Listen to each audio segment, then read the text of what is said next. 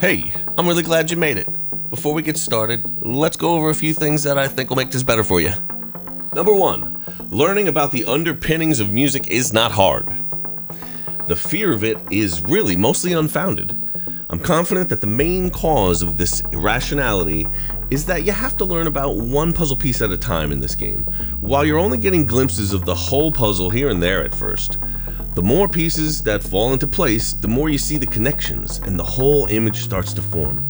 If you don't understand this from the beginning, you may get frustrated, thinking that you're learning useless stuff that is only making music a little harder. But it's not useless. You just need to persist. And music will soon come to life in a whole new way, and you will open your musicality in a whole new direction. Many different directions. Many little aha victories await you along that path. And ultimately you wind up with a really great tool for communicating with other people who are serious about music. And you have a powerful ally for solving your musical problems. Number 2, we're going to very intentfully take a relaxed pace.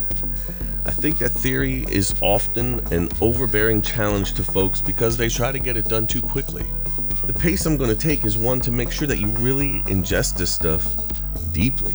You don't need a surface understanding of the basics of music theory. What you need is to really grok this stuff deeply. It needs to be second nature to really get the most out of it. And that just takes a little time. Number 3, there will be breaks. If I just talk about pure music theory, you will go to sleep and I will have to rebrand this channel. So I'm going to try to not do that and use helpful and natural tidbits to try to make it more interesting.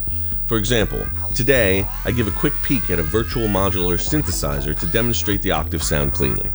I could have hidden it and just used the sound, but instead I thought it would be better to introduce you to a process and a tool that I actually use as a professional musician and producer, assuming that you want to do the same or something similar. Number 4, key ideas will be intentfully repeated. Tough concepts can just take more than one explanation to get across. Students are all different. Over the years, I've found repetition really is the simple answer to this hurdle. Number 5, you will have to do things. I can't do it for you. You must play with these sounds and concepts in your mind to make them work for you. Take a little time every day for a while, but once you get going, I implore you to keep going. Each day off is just a little step backwards that you just don't need. Try to constantly review and keep taking bites from here, from the material here, a little each day. Think about everything that we learn here in the context of your own creation and play, and that's super important. That is how you truly add the theory arsenal to your musical toolbox and your musicality. And that's it. So please, ask all the related questions that you need to below. They will 100% be answered and quickly. I intend the series to become a valuable and interactive resource that continues below after the videos. I'm here for you guys that are really trying to learn this, so let's get it done. So if I haven't lost you yet, let's get started now with the octave and the keyboard. Every note you hear has a frequency. If you hear a frequency sweep go from high to low like this, you hear all the frequencies we use in music within it. But there will be a whole lot more of those not quite but close frequencies. So how do we pick out the frequencies we use in music? This is where the octave comes in. Musicians have universally agreed that our reference pitch will be A, which we designate at 440 Hertz, which means something has to oscillate 440 times in a second to make the pitch we'll call A. One down. From there, we can establish the octave by doubling the oscillations to 880 Hertz. And we decided somewhere along the way to give all pitches an octave away from each other the same exact name. So when we double the frequency and get the pitch one octave up from A, its name will also be A. When we take that original A and we cut its frequency in half, that will take us an octave down to A. Anytime you're playing an A, you can play any or all the other A's, and everything is still going to sound absolutely perfect together in 100% consonance. Here, take a look at this with me real quick. This is Cherry Audio's Voltage Modular. It's a synthesizer that allows you to play with the basic components of synthesis in a really fun way. I'll leave a link below in case you want to check it out. You can do everything I've done here with the free version. Now, an oscillator is an electronic circuit that produces a periodic or oscillating electrical signal. In this case, it's going to be a pure and perfect sine wave. If you look on the interface, we have an oscilloscope all the way on the right. That just shows us our signal. All the way to the left, we have our first oscillator, and that runs into the amplifier right next to it in blue. And from there, we go into the left channel. You see the same pattern on the right with our other oscillator, which leads into the right channel, but it is an octave higher than the one on the left. Now listen to this note. It's coming out of the left signal of the synth. Now listen to this note coming from the right signal of the synth, 1 octave up from the last pitch. Up meaning the pitch will go higher. Now listen to that first note again, which is an octave down from the last pitch you just heard. Now one more time, 1 octave up, and 1 octave back down again.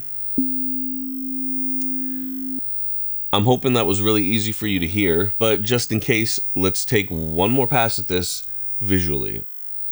Now this right here is SUPERVISION.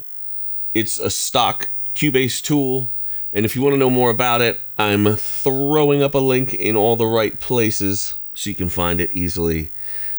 We just did a video on it recently, and we're using the tool here to help you visualize an octave. If this is all new to you, I want you to really try to engage your sight and hearing at the same time on these patterns and try to connect them. I'm letting both pitches play now, high and low in the left and right channel accordingly. And on the top here is the left channel, and you can see the sine wave being generated by the oscillator. And below on the right channel is the pitch an octave up. Notice anything about that pattern? For every one of these waves up on the top, the lower pitched oscillator, we see 2 waves below in the higher pitched oscillator. So the octave above a note just doubles the frequency. An octave below will cut it in half. Now you might be wondering why we care, and the reason is the octave relationship has been referred to as the basic miracle of music. And the reason for this is for something that's so harmonious, you most likely didn't notice it in my octave examples. Let me show you. Here's Dune 3. I've cooked up the most basic thing you can do, a single oscillator. Now listen to these 2 notes. Now listen to them together. That's the basic miracle of music. Remember. Now listen to some other distances between notes that are not the octave.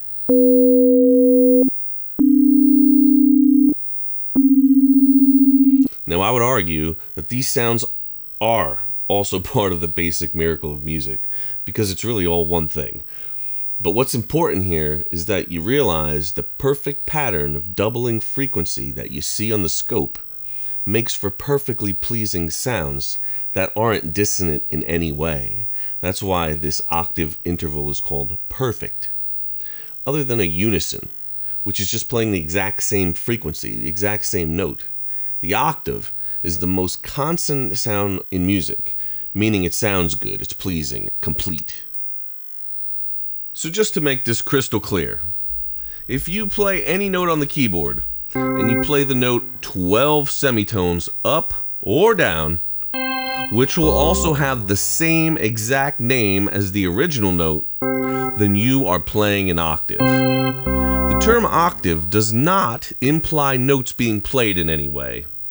It's simply a term to signify the distance between the notes. The distance between 2 notes is called an interval. And we're going to see a whole lot of that term real soon, so try to remember it now. An interval is the distance between 2 notes. From C to C is an octave, and so is G to G. B flat to B flat is an octave, and all of them can go up or down. It really is simply a measurement. We can do this for any note we can identify. Obviously, it's easy to go beyond the scope of any keyboard, but equally obvious is that we don't need to have a keyboard to prove that we can double or halve the frequency again to go another octave away, either up or down. The way we differentiate between the octaves is by placing a numerical subscript on a note name. To understand this easily, it's best to look at a standard, full-size 88-key piano keyboard.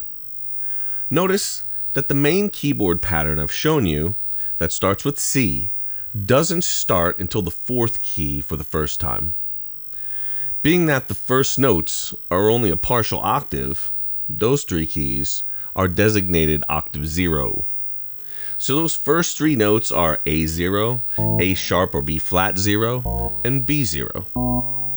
Then we see our full octave pattern starting with C after that, and ending with B. These keys are all designated octave 1. So the notes are C1, C sharp D flat 1, D1, and so on.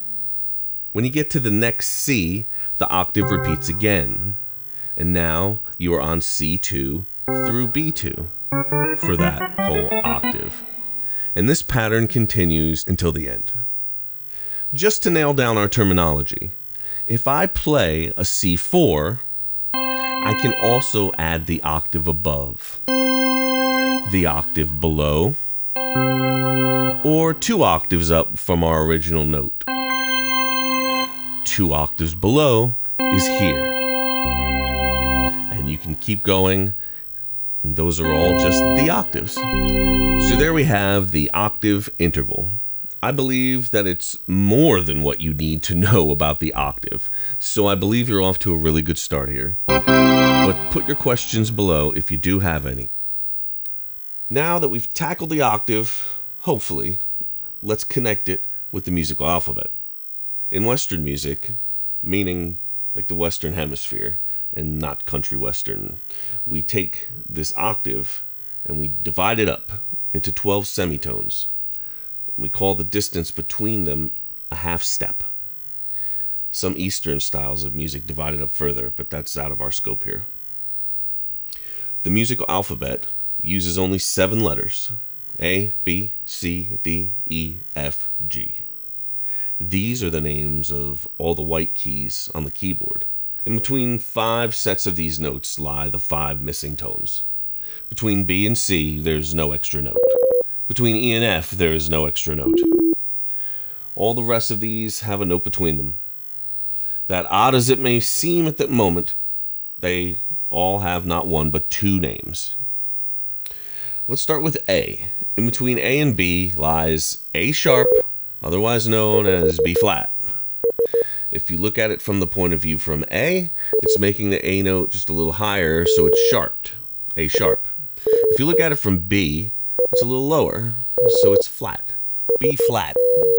These are called enharmonic equivalents, a term you'll hear sometimes which just means 2 notes that sound exactly the same, but they have different names. So with all that, we have our master musical alphabet. These are truly the atoms of music, so learn them well, backwards, forwards, literally. So we can take our little musical alphabet here, and we can overlay it perfectly onto the keyboard. Now you really need to burn this image into your mind forever, and it would be beneficial if you did it right now. So this little mini 1-octave keyboard, along with the note names, is repeated again and again and again to make up the whole of any standard musical keyboard, piano, organ, or synth. Now you've got the info. Let me run through the way I teach this to kids. It really might help you remember in a pinch as you're just getting started. For this, we're going to start from the C key. You take this and you look at this like they are 2 similar little structures. The one on the right is bigger than the one on the left by 1 black and white key. The one on the right is the main house, and the one on the left is the doghouse. In the main house, you have the front of the house, F, the front of the house. and the back of the house, B. F and B, front and back of the house. Within the house, over here on the side is the garage, G. And then a little higher is the attic, right? Higher in pitch, the attic. Let's go outside over here by the doghouse. And obviously we start out with the dog, D. And always wishing that he had a house of his own. Hanging out here on the left is, you guessed it, the cat, C. And then the one on the right here, finally, we have, obviously, the elephant. That's right, the elephant. Number 1, you'll remember it. And number 2, you're free to come up with something better. And when you do, I want to hear about it. Gladly accepting better ideas in the comments below. So that same pattern just repeats itself over and over, and there you have it. You have a slightly better understanding of the keys on the keyboard and the octave, at least I hope. So that's it for Theory Jam number 1, and you have 2 pieces of homework. First, try to ingest the sound of the octave. Play on the keyboard. Go listen to the safety dance 2,000 times. Or most importantly, when you're listening to whatever's playing, listen for octaves. They're everywhere in music. It's like looking for leaves on a tree in the summertime. Go forth an octave. Second, learn all those key names. It's important. Do it fast, do it hard, but definitely do it if it's not done already. Because when that's second nature and you have the image of it perfected in your mind, I promise that things are going to begin to get easier. If any of that stuff that I just went through in the whole video is foggy at all, please rewatch it and study. I really recommend that you don't move on until that is all 100% clear, okay? And specifically, the octave and the notes on the keyboard. Those are the 2 things you're trying to accomplish this week, okay? Alrighty, my soon-to-be little theory brainiacs, I will see you in class 2. Please like, sub, and click to get the notifications so I can let you know when the next one of these is ready for you. Okay, see you soon. Much love.